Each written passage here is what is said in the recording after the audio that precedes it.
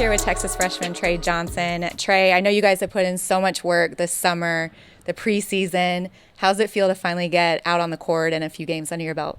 It's been great to compete against other guys besides ourselves and just go against other teams. Yeah, and for you specifically, there's usually a jump between high school and college with the pace and physicality, but you look great. You're known as a scorer. I feel like in high school, I've seen you hit shots from everywhere on the court.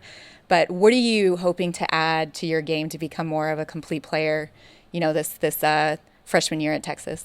I'm still working on my defense, on ball and off ball, and just being a better leader overall on the court. That's probably my two biggest things.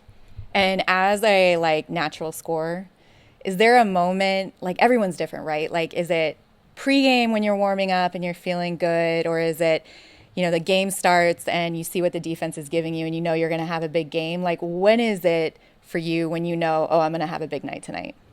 It's just if I'm making shots, because I'm only going to shoot the ones that are good looks. I'm not going to force it to make it an on night.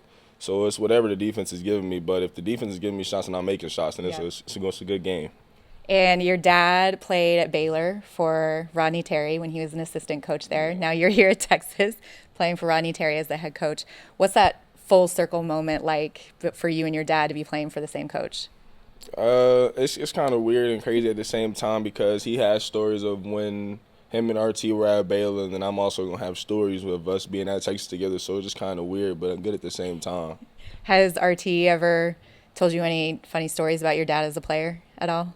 Not any funny ones, but even some we had some similarities. Oh, sometimes, really? Yeah. What's mannerisms on the court? What does he say? Nah, it's just our working habit. That's what I say. We both hard workers. Yeah, and you are a dog on the court, and not everybody has that. Where does that mentality come from? Have you always had that from the time you first picked up a basketball, or is it something that you've kind of just learned and picked up over time? I think it came from my dad. He instilled that in me. He's been instilling it in me since I was young. I really didn't get it until around COVID time. I think COVID was the best thing for me. That's kind of when I got the dog mentality and all my athleticism, and I had a growth spurt. So I feel like COVID was the best time for me, and then my dad just being on me all the time. Yep. And Kevin Durant has been in here before. I know you've been in while he's here.